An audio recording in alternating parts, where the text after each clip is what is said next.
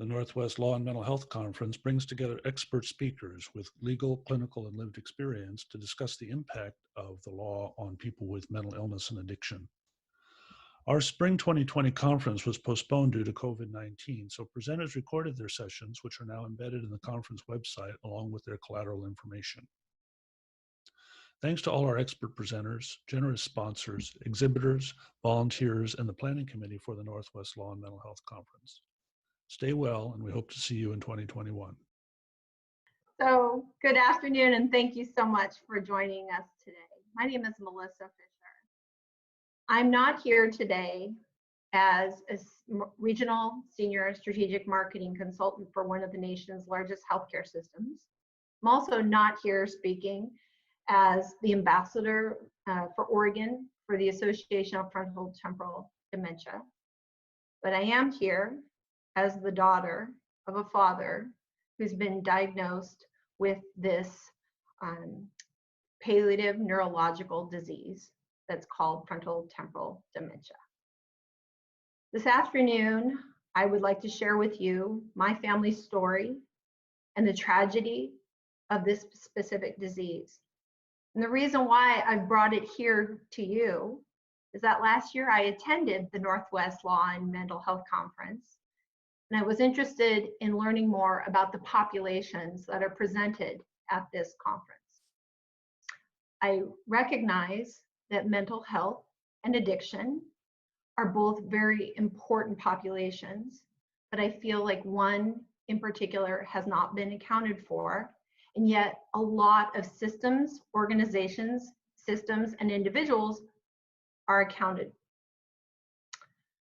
So what I want to share with you is that my dad was diagnosed with frontotemporal dementia in February of 2017.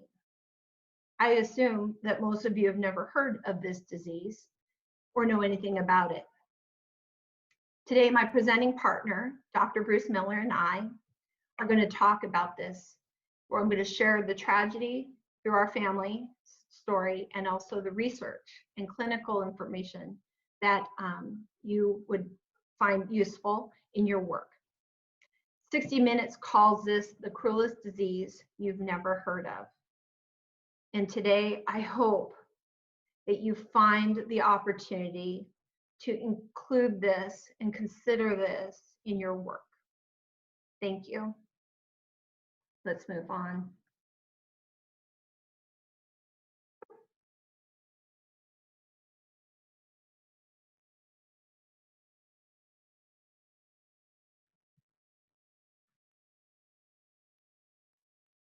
So first thing I want to share with you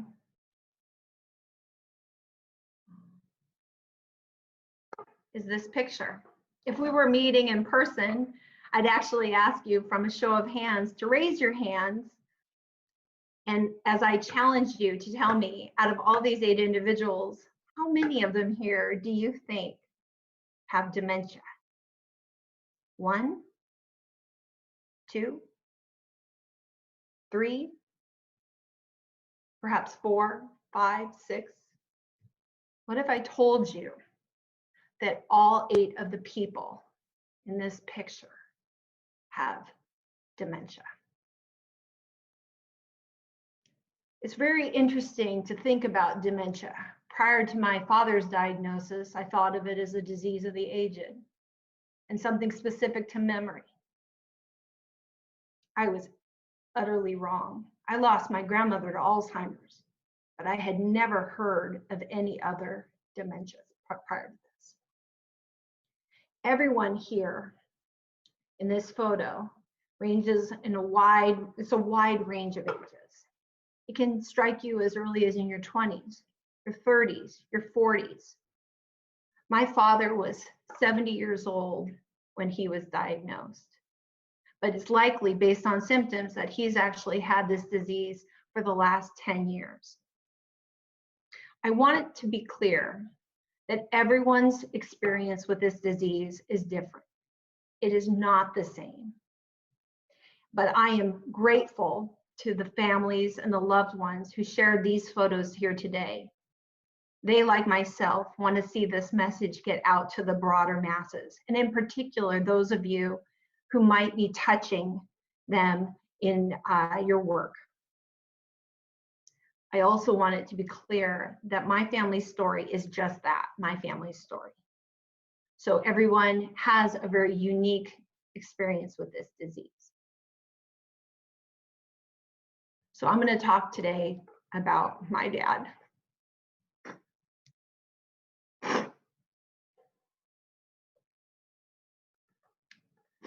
This is my family.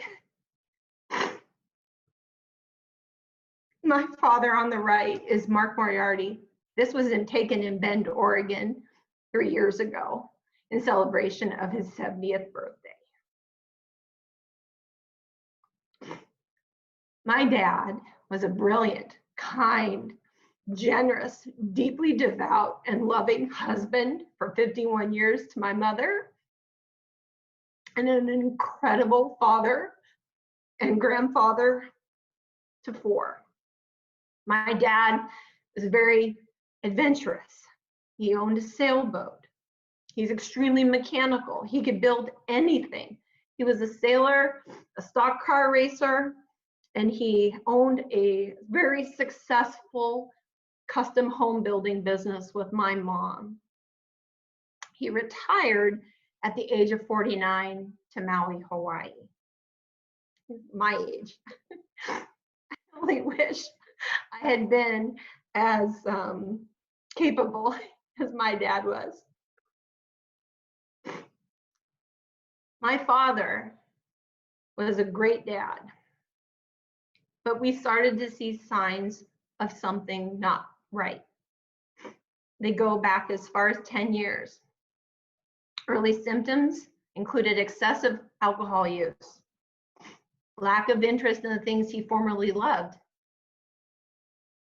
He used to be extremely passionate about things, and all of a sudden he no longer was interested in those things. When he'd come to visit me, he used to look for home projects. He loved to help me in my home. On his visits in the last couple of years, he'd come, no interest in helping, and he would lay down and nap a lot on the couch. We'd have family events. My father would drink excessively. That wasn't like him. He was increasingly apathetic. He showed poor judgment. His social skills were deteriorating, and he was quite embarrassing at times in public. On the celebration of his 70th birthday, he actually licked his dinner plate and started to lick others' plates. I took it that it was the alcohol, but there was something more going on. He had the hyperfixations on things, pouring water for all of us. He would substitute words in favor of ones that he made up.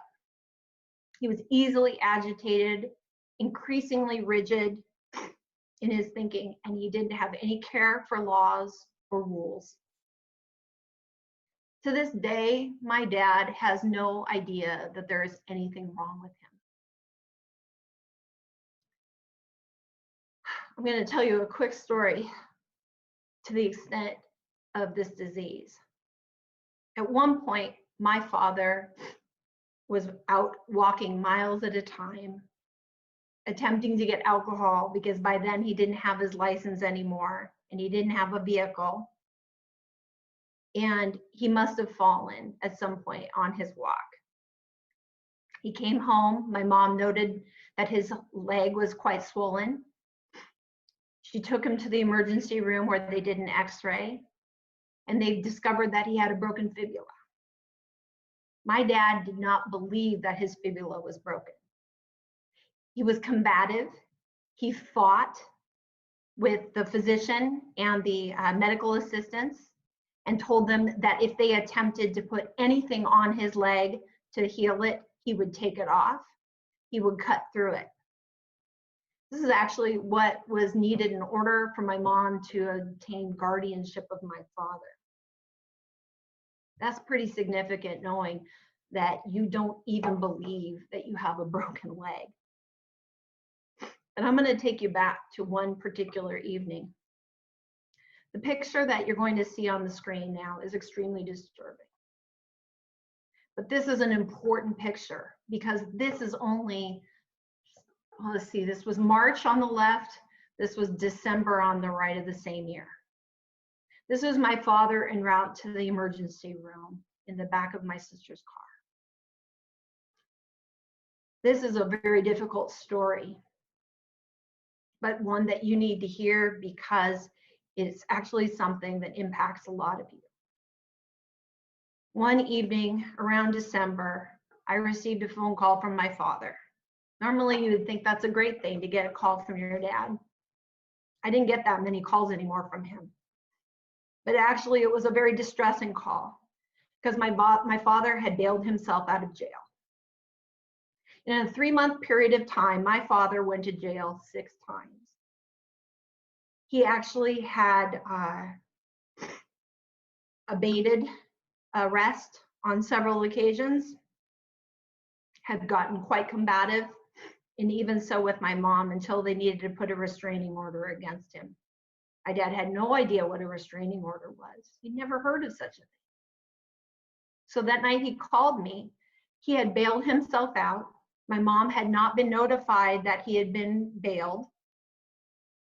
And as a result of that, he had gone back to the house and had no way to get in and was calling me to find out if I knew how to get him in the house. My mom wasn't home at the time. And so I immediately told my dad I would call him back.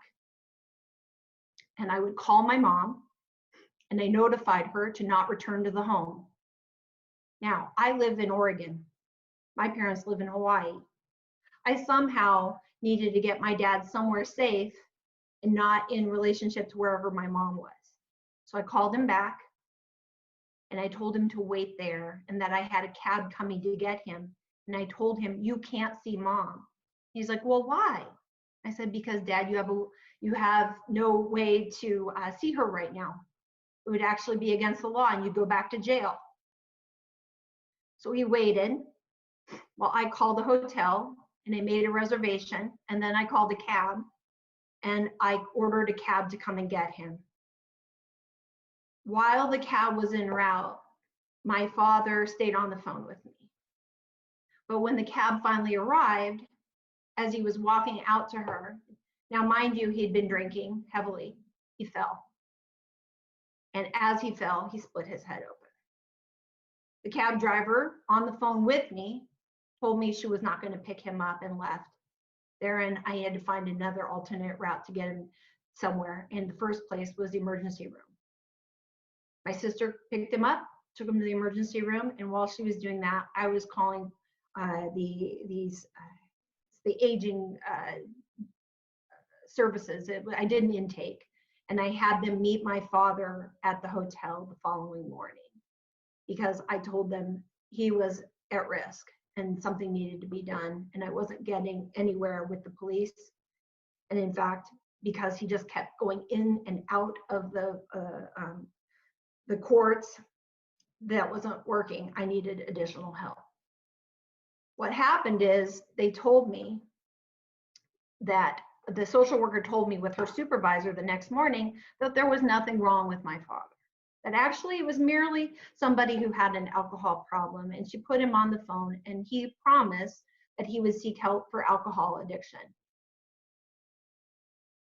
It was infuriating because I knew that my father was not well and that he had something more going on, and it wasn't alcohol. But again, why would you assume that a man that looks like on the left actually has anything wrong with him other than potentially an alcohol addiction problem or a mental illness? So 6 months is going by, and all of the services and organizations that you see in this picture, we came in contact with. The first neurologist that my father saw did not believe that an MRI was necessary, and he saw nothing noteworthy. My dad did something called an MMSE. That's a mini mental state examination. He scored 27 out of 30. 24 actually is what you need in order to receive continuing, he's got normal cognition, I'm sorry, and he did very well, but he missed 3 out of 3 of the short-term memory questions, but nothing was alarming to him. But my mom kept pressing, and she said, we need to find out what's going on, and she refused to just take that at face value. The second neurologist that my mom saw recommended an inpatient dual diagnosis for alcohol and continued psychological psychiatric outpatient. My mom said that is not what's going on with him, and she continued to persist. They, in fact, finally got an MRI based on the fact that my dad was having hearing issues.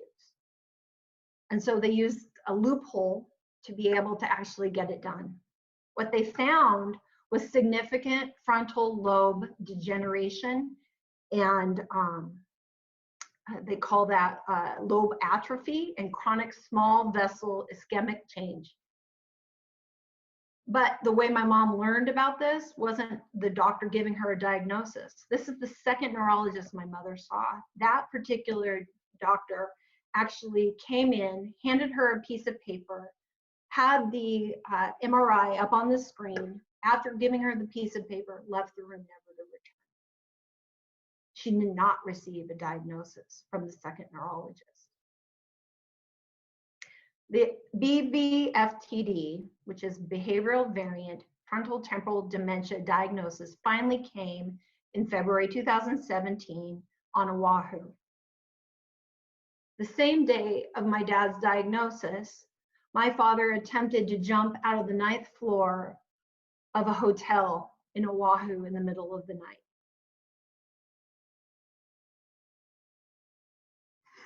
He was delirious. He did not understand that the sliding door, which had locks on it with no balcony, was not the way to get to the bathroom. My 105-pound-ish mother did everything with all her might to pull him back, even though he was able to get the window to unlock. This happened twice. Hotel security came up, and yet that was it. So she took him back to Maui. I want to stop there and just tell you, if you look at these names, and maybe you're on here, maybe what you do is actually on this list. Think about it from the plight of a caregiver. If you have a caregiver, my mom was hung up on quite frequently by 911. My mom begged law enforcement at times to understand what was going on. A diagnosis did not change the way she was dealt with. In fact, if anything, it made it very difficult. So for a moment, I want you to perceive the plight of the caregiver. This is a ridiculous level of stress, and you're in a state of constant and unimaginable stressful scenarios, day in and day out. I was hung up also quite frequently on the non-emergency line called emotional. I think you might be emotional too if you believe the things I'm going to tell you. Trying to jump out of a moving car and crossing 5 lanes of traffic. How do I not get emotional when I call you? Trying to jump out of a hotel room, also very emotional. A lifetime ban from Costco for stealing alcohol, another reason to be emotional.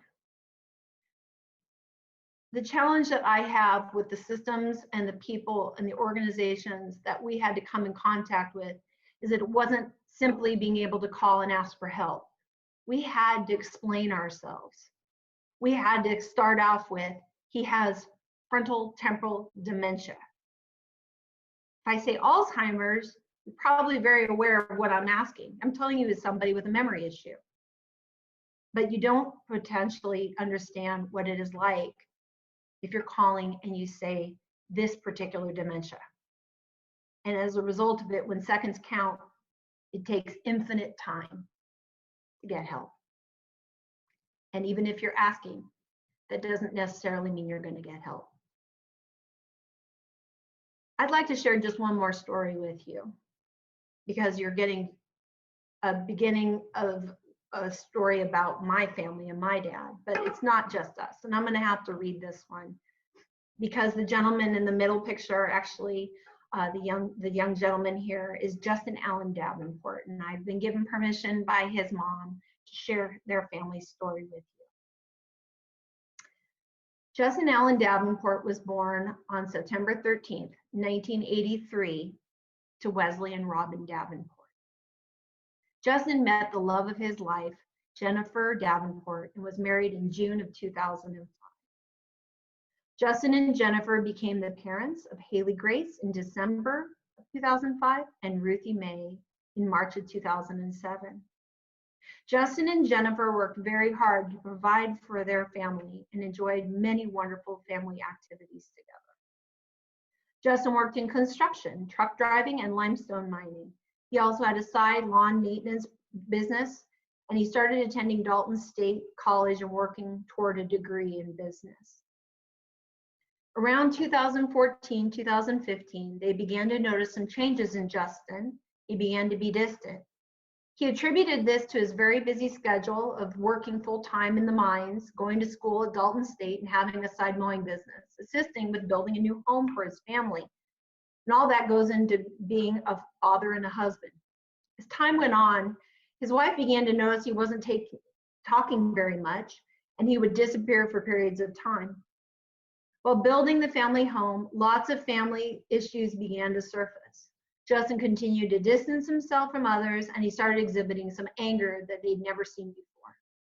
Justin had always been a very passive person and very easy to get along with. Several people noticed that Justin was not talking very much. As time progressed, marital issues continued to surface, and in the summer of 2016, Justin and his wife separated. This triggered more aggression and very unusual behaviors. Justin was fired from 2 jobs for his aggressive behaviors, which is something he had never experienced before. To make a very long and painful story very short, Justin was arrested 4 times, 10-13 to 2 different stabilization units, spent 9 months in jail, 3 in isolation cell, and finally 10-13 to Georgia Regional Hospital in December of 2017. During this time frame, he was misdiagnosed with major depressive disorder and schizophrenic disorder. He was on the forensic unit at Georgia Regional Hospital, where his amazing psychiatrist recognized that Justin was not experiencing schizophrenia, but he was appeared to have a brain disease of some kind. His doctor's suspicions, but he appeared to have a brain disease, and he got an MRI in April of 2018. The outcome was brain atrophy. The diagnosis was a sort of frontotemporal degeneration. Justin remained until recently in the forensic unit at Georgia Regional Hospital, where he received excellent care. He has since transitioned to a skilled nursing unit. There are huge barriers in the transition due to his age. Facilities who specialize in dementia are private pay, starting at about $4,000 per month. I'm going to, at the end of this, tell you the rest of my family story and where they're at today, but I will say right here that my parents pay, or my mom is paying right now, $26,000 a month out of pocket to ensure that my father has care, and he requires round-the-clock, one-on-one companion. The facilities that accept Medicaid and Medicare told them, the family of Justin, that they cannot provide the support that he needed due to his age. This is actually quite common. God ensured, as Justin's mom says, that his needs were met at the Georgia Regional Psychiatric Hospital, where they have an amazing staff providing excellent care and implementing therapeutic services, and a high staff ratio that Justin can receive and cannot receive in a skilled nursing unit. He's now cared for at home by his family. I want to just say that this is really hard for me to say now, but I'm going to have to say it. Justin's family and my family were actually quite fortunate. How can you say that we're fortunate? Well, I'll explain. The Association for Frontotemporal Degeneration has support groups located around the United States. The very first one that I went to, we all introduced ourselves and we talked about our loved ones. And as we rounded, we found out there were business executives, there were physicians, there were business owners like my father, there were researchers, there were incredible people with this disease. And someone astutely pointed out that, wow, most of the people with this disease are professionals. How amazing. These executives and all these people with all these they're very intelligent. And it took me a couple minutes, but then it dawned on me, no, they're no more intelligent. They're just privileged. Every year, a lot of people are not getting the proper diagnosis for this particular form of dementia. 60,000-ish right now, as I understand it, have been diagnosed with this dementia. My family, fortunately, received a diagnosis, and I think we're lucky. We had great insurance, resources, education, and we haven't given up on my dad despite his relentless damaging actions and behaviors. My mom advocated tirelessly and continues to advocate tirelessly, just as Justin's parents have advocated tirelessly for him.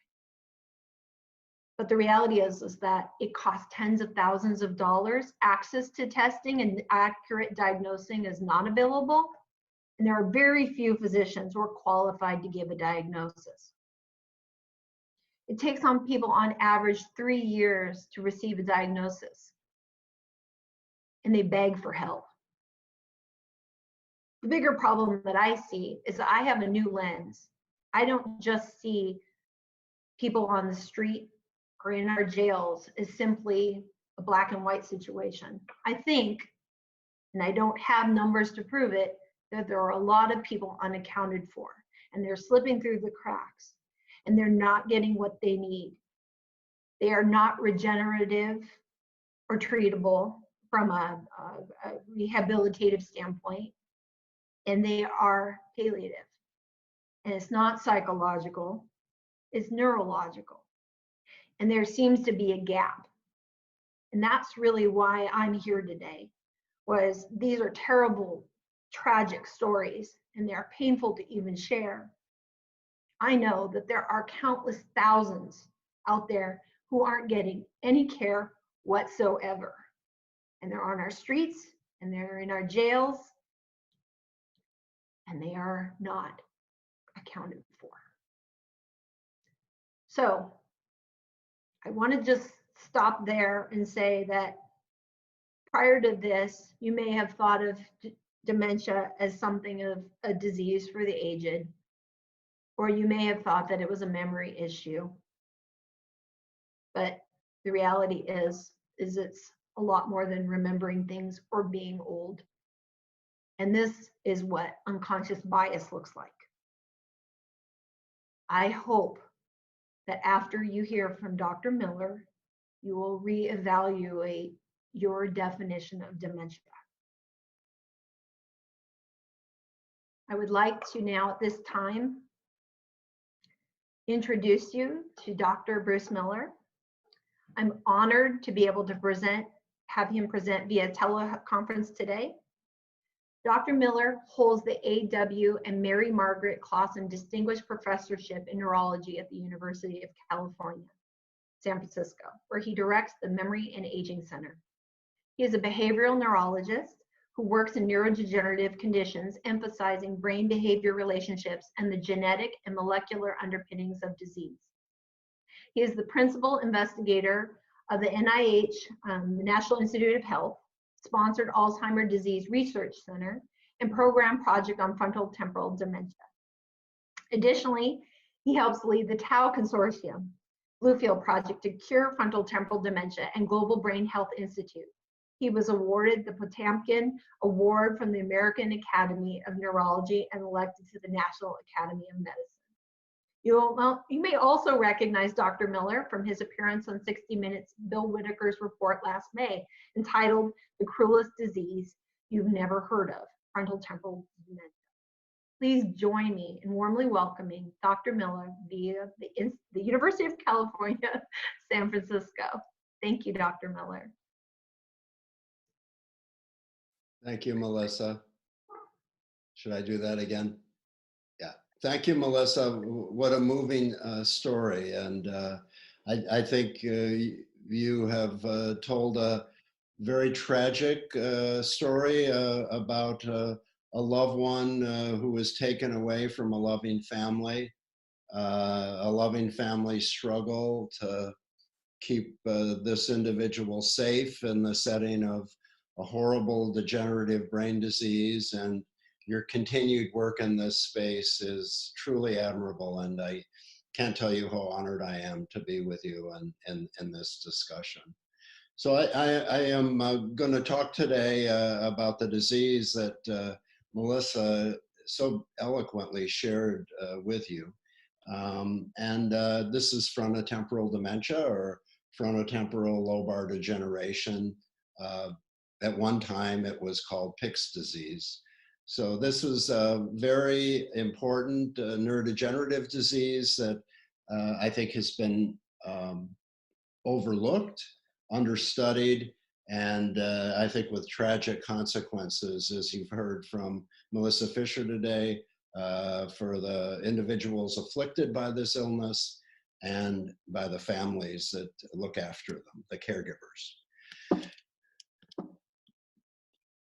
So I'm going to briefly talk about how we think about this disease. I know you're lawyers involved with the legal system, but I'm going to try to keep the molecular story and pathology story understandable and tell you how we think about these diseases. Well, I think this is important, as I think we're on the verge of powerful therapies for the frontotemporal dementias that I think if we don't understand the molecules and the genes responsible for the stories that Melissa shared with you, our treatments will be ineffective.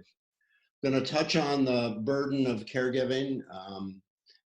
I could not do it more eloquently than Melissa did, but I'm going to talk to you about why this particular illness is particularly hard on loved ones because it hits at the very centers in the brain associated with empathy, emotion, addiction, judgment, and this is why the manifestations that you've heard occur.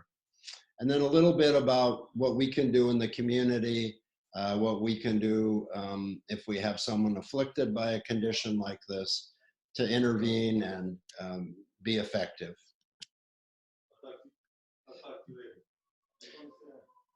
So I'm going to just give a couple technical slides and tell you how we think about these degenerative conditions. So whether it's Alzheimer's disease, Huntington's disease, Parkinson's disease, these are all degenerative diseases. They don't start at birth. They happen often in middle or later life. They all cause degeneration in different parts of the brain. We have genetic forms in frontotemporal dementia. We think approximately 15 to 20% of people have a gene. Imagine that, a gene that is responsible for the sorts of behaviors that Melissa described. But we also have many sporadic forms, which I think is the case in Melissa Fisher's family, where as hard as we look in the gene, even doing whole genome assessments, we can't find any risk for this degenerative disease. One of the exciting stories here is that we now have ways of studying these diseases in different model systems. So you can take cells from a patient with this form of dementia, the genetic form, study them in cell culture, knock them into worms, knock them into fruit flies, knock them into mice. And what we see in all of these different models, and we see the same thing, and I think in the human condition, is 3 stages of illness. The first stage is when bad proteins begin to aggregate. This is preclinical. As I'll come back to, we think most of these diseases have a preclinical phase where bad proteins are aggregating in the brain that goes on for at least 10 years and sometimes as many as 20 years. Preclinical, because even though the bad pathology is beginning to emerge, we have no clinical evidence. In the case of the brain, that means not enough neurons have been injured to cause any clinical syndrome. The next stage, and this is true in all of the models and in humans as well, is early symptomatic. What happens here is that enough neurons are injured in frontotemporal lobar degeneration, enough neurons in the frontal lobes are injured that we're beginning to see a syndrome of some kind. In Alzheimer's disease, we call this mild cognitive impairment, and it's associated with memory. Why memory? Because that's where these bad proteins hit in the brain, in our memory centers. What is the early symptomatic phase of frontotemporal dementia? It's exactly as Melissa described. It's behavioral, it's psychiatric, it's addictive. These are brain regions that are affected, that are involved with the modulation of our behavior, our drive toward things that we shouldn't do. So almost all of the people that we see are seen first in the jails, by social workers, by HR systems where someone is not doing well. Sometimes it's a marriage counselor. Sometimes it is someone involved with thinking about why this person is not doing well in their job. So this early symptomatic phase of frontotemporal dementia is very different, as we've heard, from really almost any neurodegenerative condition. And then finally, the full-blown dementia syndrome. People are profoundly impaired behaviorally. They start to develop abnormalities in movement. And no matter what we do, and this is true of all the degenerative diseases right now, all of these conditions in 2020 are still fatal. This is a horrible tragedy. We lose elders in the case of Alzheimer's disease because of this tragedy. In the case of frontotemporal dementia, we even lose young people in their 30s, 40s, 50s. The story is really fairly simple. Misfolded proteins aggregate in a specific circuit in the brain. They spread from one cell to the next. It's all about the geography of the disease. Where these bad proteins aggregate determines what the behaviors are. So all these illnesses, Alzheimer's disease, frontotemporal dementia, progressive supranuclear palsy, cortical basal degeneration, Parkinson's disease, Lewy body dementia, multisystem atrophy. These are all degenerative conditions, each one of them associated, as you can see here in this slide, with different proteins. And when these proteins misfold, they cause injury to neurons and the cells surrounding neurons, the glia, which leads to this progressive degenerative process. What about frontotemporal dementia, the illness that you've never heard of? Thank goodness for people like Melissa who want this story told. When I was growing up in neurology, we were told, don't pick Pick's disease. It was a bit of an alliteration. The point was, this is so rare that you'll never see a case. We can't differentiate this from Alzheimer's disease. We shouldn't be thinking about abnormal behaviors, which is really what Pick's disease was described at that time. It just was ignored by neurologists. It was ignored by psychiatrists.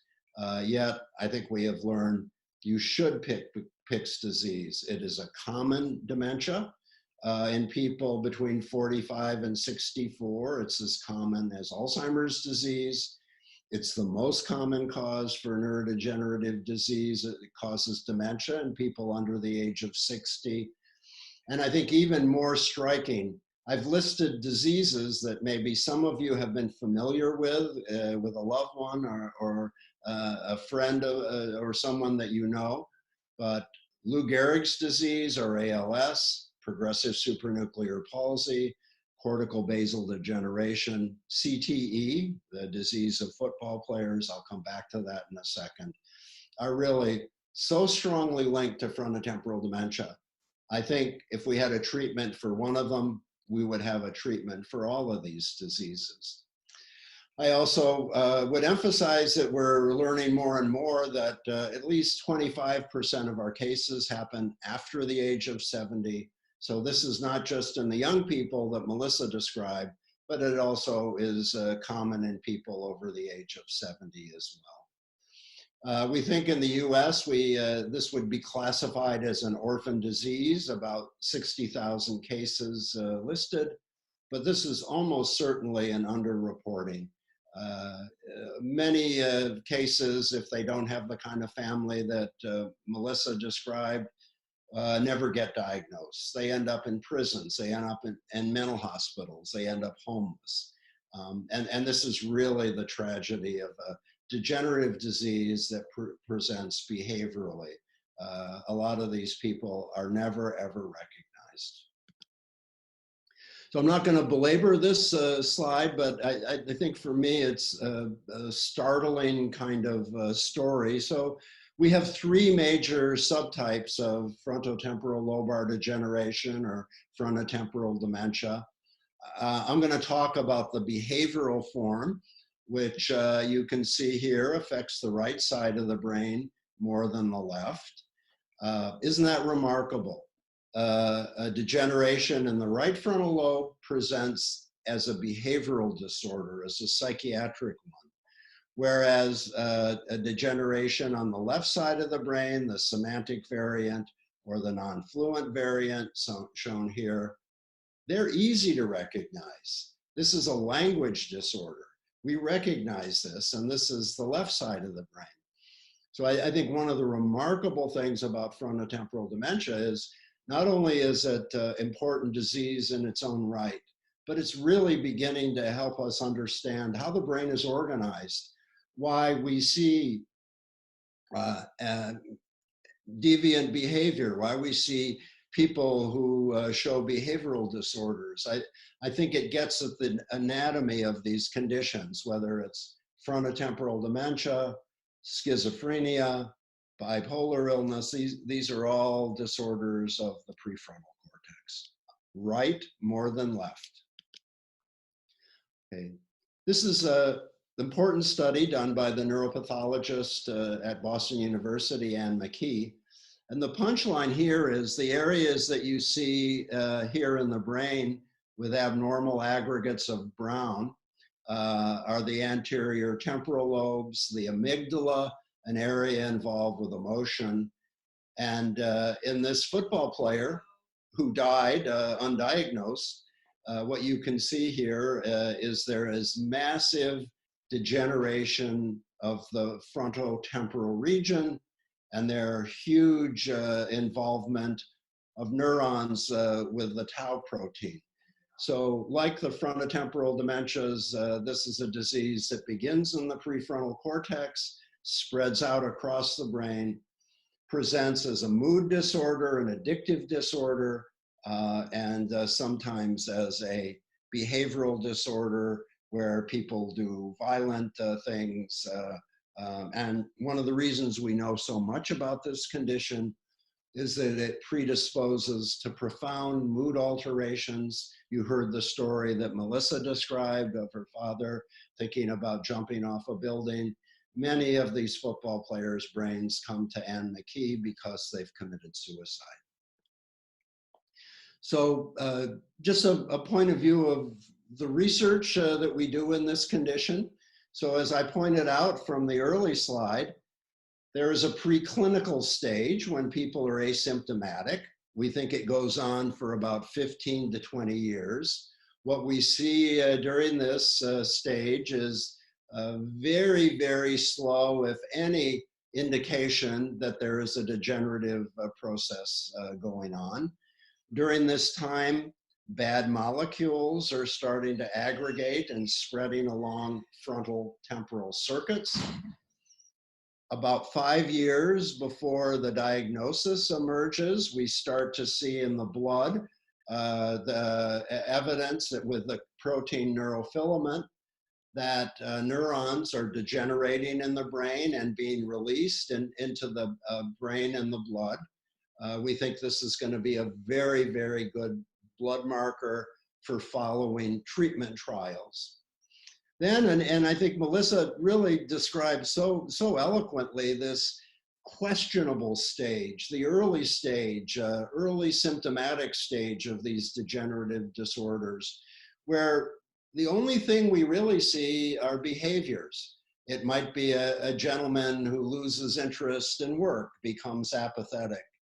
It might be a woman who is becoming abnormally compulsive and doing ritualistic compulsive behaviors over and over again.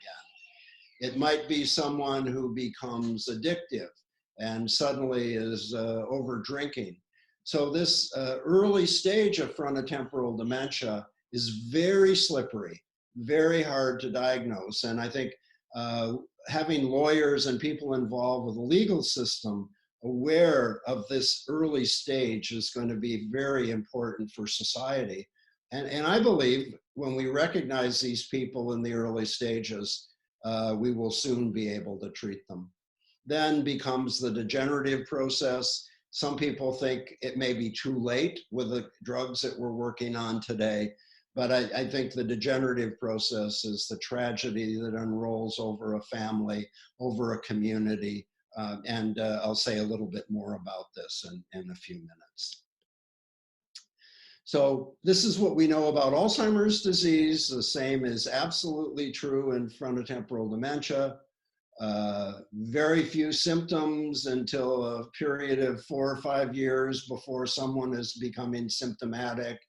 In Alzheimer's disease, we already have incredibly good biomarkers of people 15, 20 years before they are likely to get sick.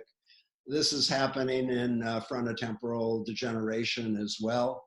And then finally, there's the degenerative stage, which may be, I think, too late when we start to think about really powerful, effective therapies. This is the case of Alzheimer's disease, 15, 20 years before someone is actually going to get clinically sick. We start to see this bad amyloid protein in the brain. Soon after that, the tau protein begins to aggregate in the brain. And these bad molecules that are causing degeneration in specific brain regions spread and spread out without many symptoms. So I think this is where we have outstripped our treatment abilities with diagnosis. And the same is beginning to happen in the frontotemporal dementia as well. We call this biomarkers. We need really good biomarkers so that when you see someone in your law office who is exhibiting for the first time in their life antisocial behaviors, it would be incredibly important if we could say, yes, this is happening because there is a degeneration in the prefrontal cortex. We're very, very close to that stage. So misdiagnosis, you heard it again and again from Melissa. In our behavioral variant frontotemporal group, you can see if you were a woman and you were starting to develop these behavioral or addictive syndromes, 70% of the time, with firm conviction, someone diagnosed you wrongly as having a psychiatric condition. Indeed, a full 50% of these individuals, and I would say it's not hard to diagnose. I would say it is every bit as easy to diagnose as Alzheimer's disease. It's just that we have ignored, neglected this disease, and it goes, I think, somewhat contrary to beliefs in society that behaviors are fully our own responsibility and somehow are dissociated from the brain. I think as we learn more and more about the brain, these ideas will slowly disappear. But look at the non-fluent patients. When you have a language disorder, people recognize this. This is not psychiatric. So this is, I think, the story of misdiagnosis. And I'm quite sure that in the Northwest, we are getting better and better at recognizing these patients early in their illness.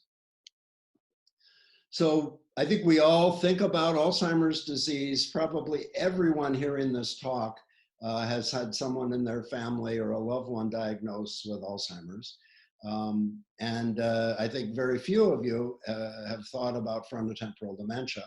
But I think, as Melissa and I would argue, equally important and also very, very prevalent. Difference, it's a behavioral disorder. The research criteria require disinhibition, apathy, emotional blunting, loss of sympathy and empathy for family members, loved ones, animals, obsessions and compulsions, mental rigidity, sometimes a mood disorder, sometimes apathy, misdiagnosed as a mood disorder.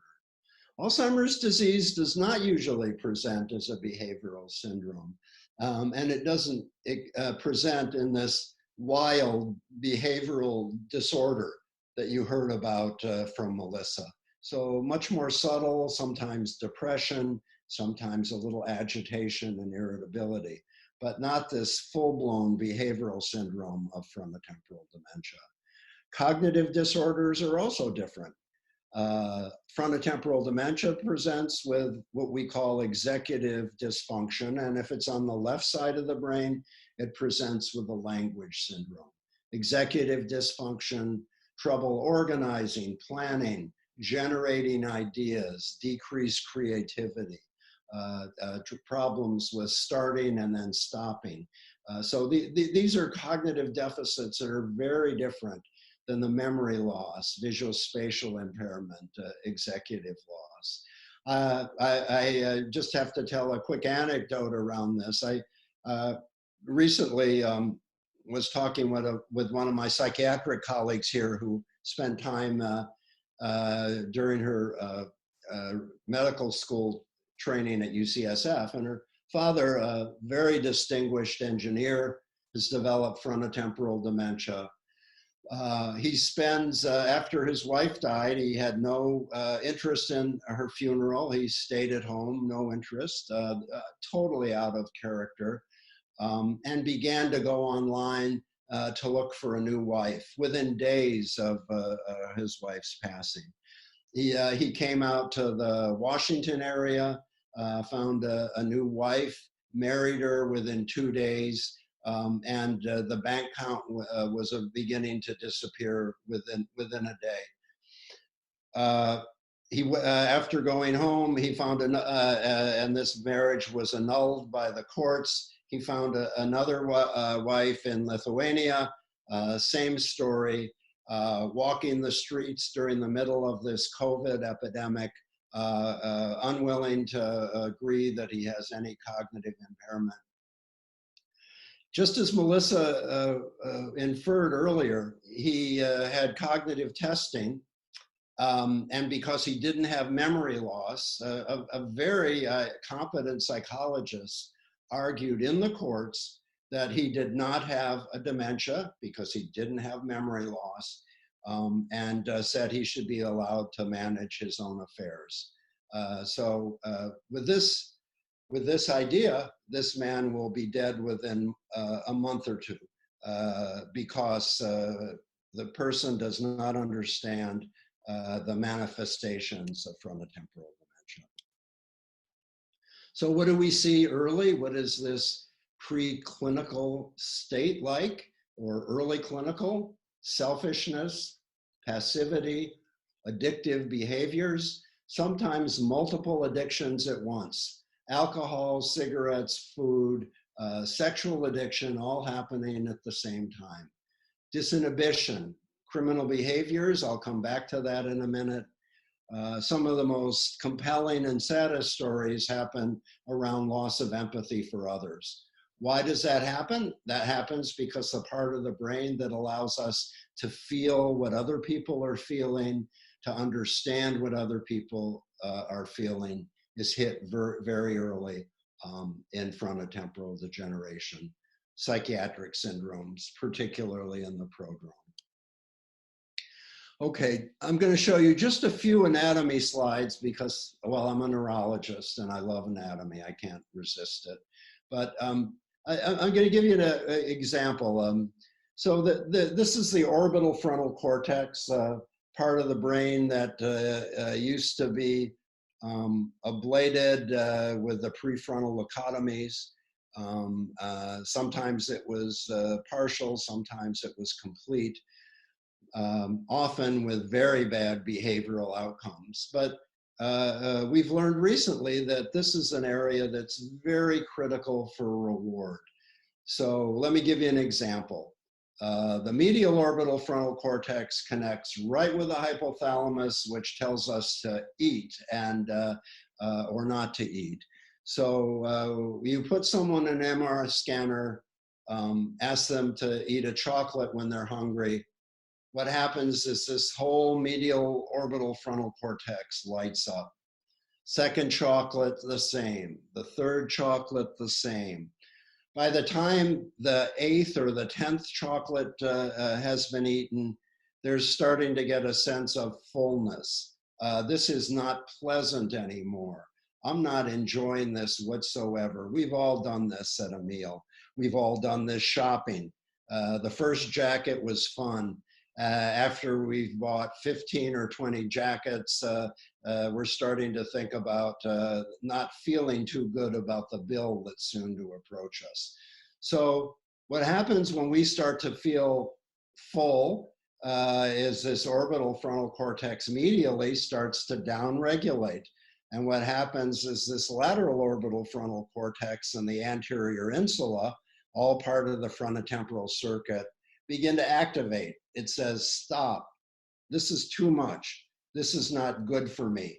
These are all the internal signals that the frontal cortex takes to say, I should not continue this addictive behavior. So imagine a degenerative disease that sweeps across this region, disrupts it entirely. What we see are people who spend massive amounts of money. In fact, it's not rare to see someone go bankrupt in the early stages of frontotemporal dementia because spending that money is rewarding and there's no signal for punishment, danger, be careful. The same is true with alcohol, cigarettes, marijuana, all of these things that these individuals start to crave.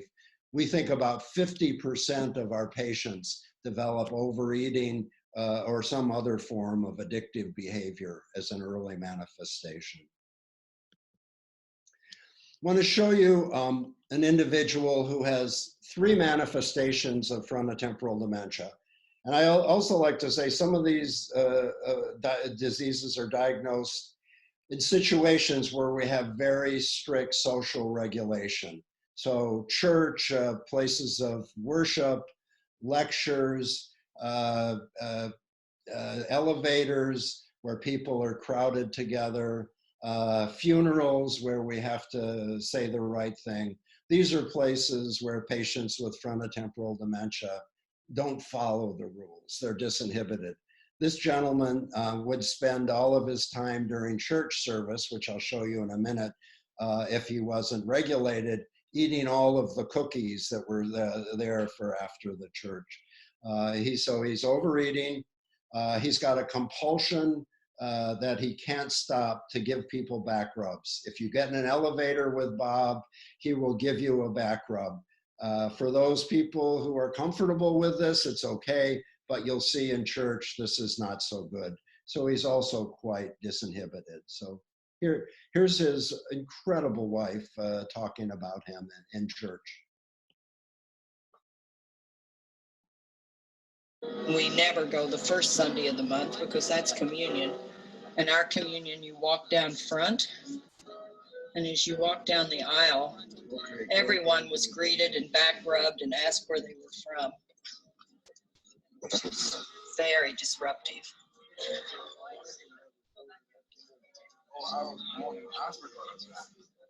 Africa.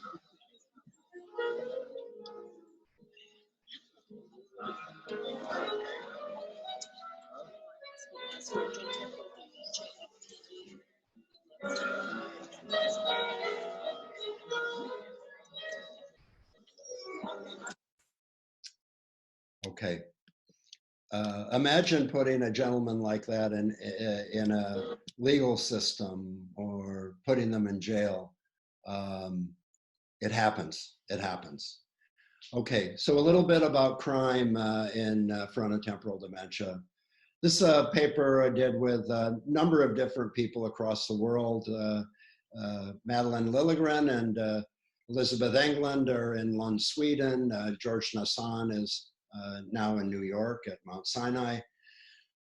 We did a study here, and the punchline of this study is that almost 40% of our patients with behavioral variant, just as Melissa described, committed an antisocial behavior that either led them to get arrested or could have led them to be arrested if they didn't have a family around them to protect them.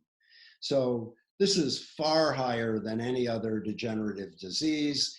The only one that comes close is this temporal lobe variant of frontotemporal dementia called Symptomatic, where there is a compulsion to put things in one's pocket. So almost all of those individuals ended up getting arrested for shoplifting. Alzheimer's disease, we had a few of our 500 people that committed an antisocial behavior. Unlike the behavioral variant people, this happened in the late stages of the disease when they might have hit somebody in their home, a caretaker, where they had really profound dementia. Behavioral variant, again, this is why I think it's so important to be talking to a legal group. This was sometimes the first manifestation of this illness. So something to think about. A crime in someone in their 40s, 50s, or 60s who was well behaved before this happened, who would never committed antisocial behavior like this. A silly antisocial behavior with no planning or forethought. I think all of you should be thinking about the behavioral variant of frontotemporal dementia. Another thing that Melissa touched on is this compulsion and sometimes loss of disgust. We've learned from our studies that loss of disgust is associated with degeneration of a specific brain area in the brain, that's insula, that's designed to protect us from doing things that might harm us, like eating spoiled food. Well, here's an example of Bob again with this behavior of compulsion, and see what you think when you watch this.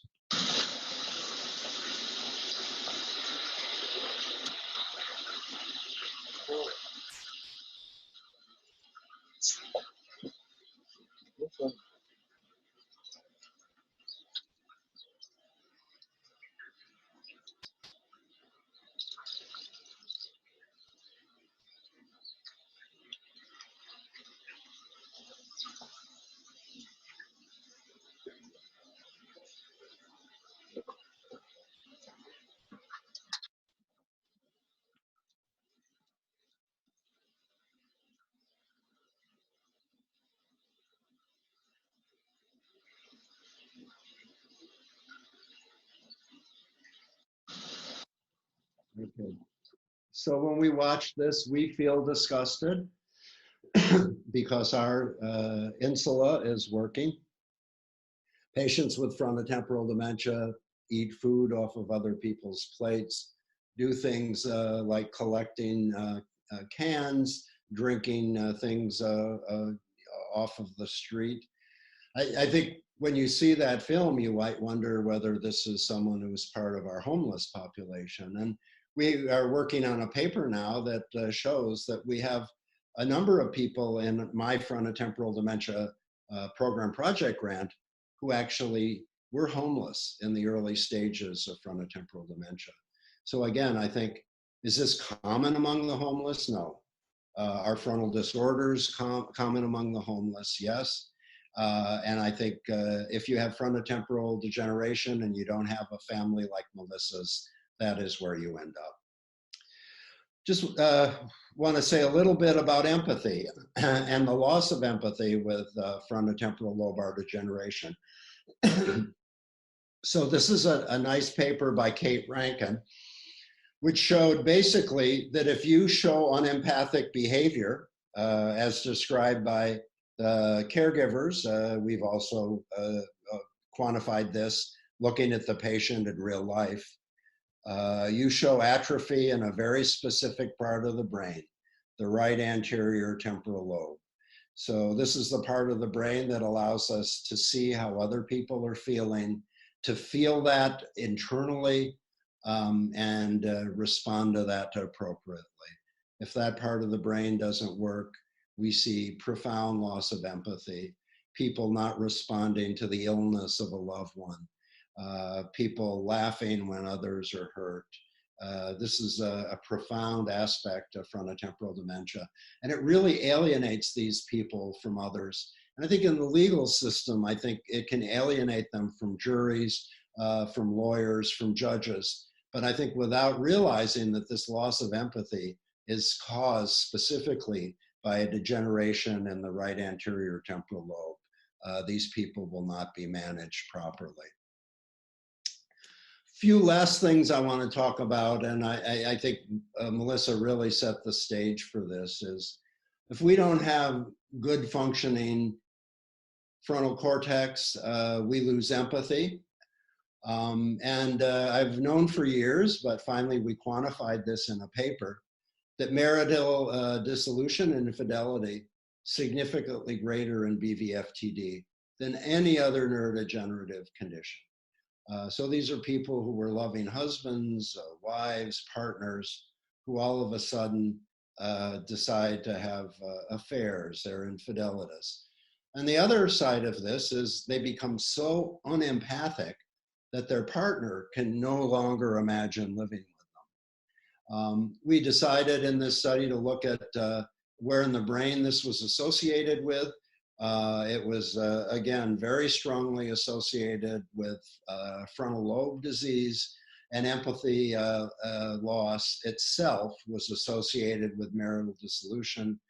And in the BVFTD patients, not all of them experienced marital dissolution or infidelity. Those that did had lower empathy as well. So this is a degenerative disease in the brain that drives real life behaviors that have a huge impact on the people around them. Alice Waugh studied this with Bob Levinson at Berkeley. And we went about this, I think, in a slightly different way. Alice said, what about the patient's brain affects the caregiver?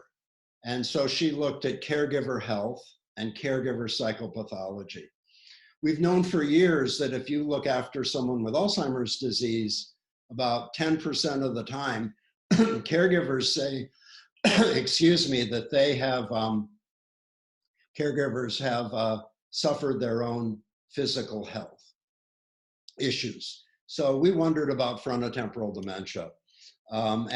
Here's the finding.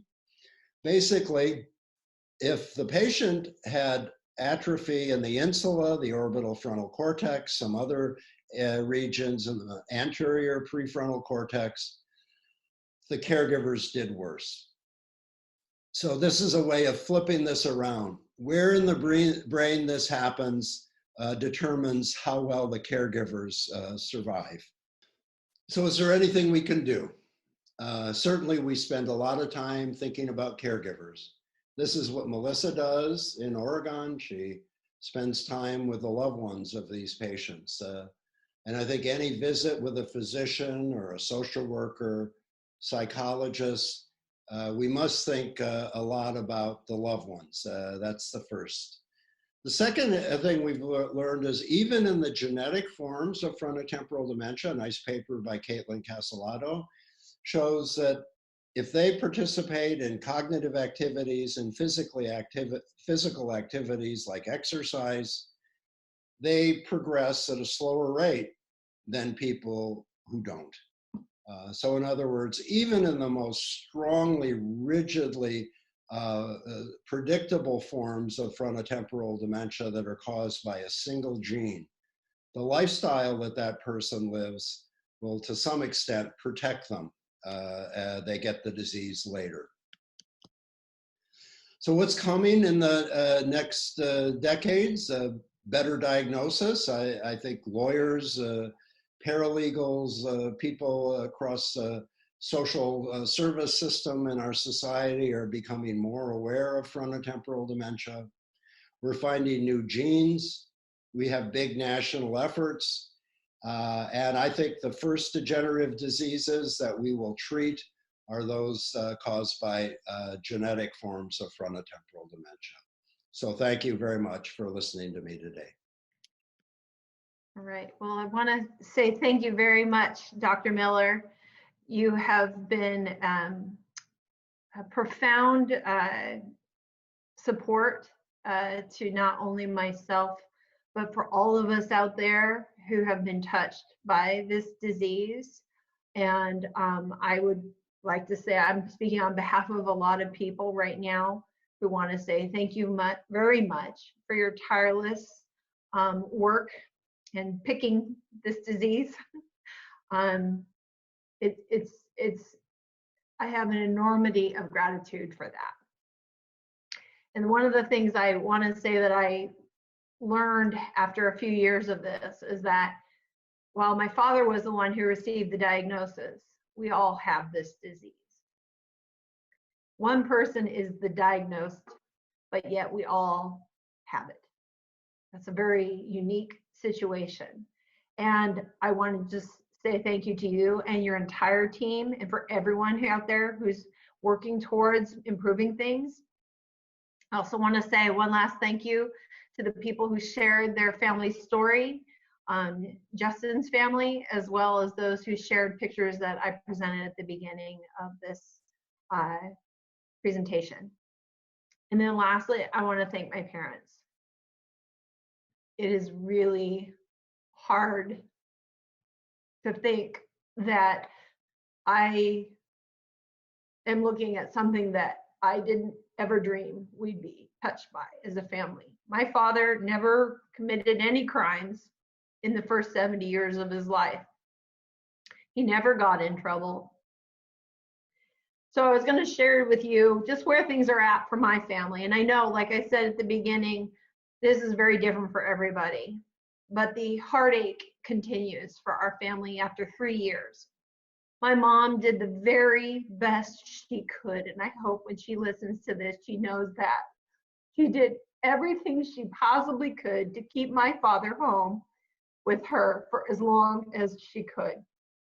At the beginning of February of this year, I went to Maui to help her put him in a care home. Not very simple because there really are no care homes out there that are capable of handling people with this specific type of dementia. The location he's at now is doing the very best that they can, but they are not adequate. What I want to add to that is back to the caregiver plight. Not only is it emotionally exhausting, but it physically destroys you. Case in point, a week after placing my father in the facility, I took my mom away for a little respite after years of taking care of my father. Our first morning at the resort I took her to, she fell doing yoga. She broke off the top of her femur, necessitating an immediate trip to the emergency room where she had emergency hip replacement surgery. I stayed with her for a week in the hospital, and then she spent the next 2 weeks rehabilitating in a care home run by the same organization where my father was, but in a different part of the city. I think that's quite tragic and ironic. Of course, then I had to return because of the disease or the virus that's going on right now. And I haven't been able to see her or my father since. Again, I'll say it, we're fortunate. It's hard to even imagine how fortunate we are. Because he's safe. She's relatively safe, but this is painful. And I don't want to ever discredit the importance of the people in the lives of those who have this disease, but recognize that it is trying beyond. And it's why so many people end up alone.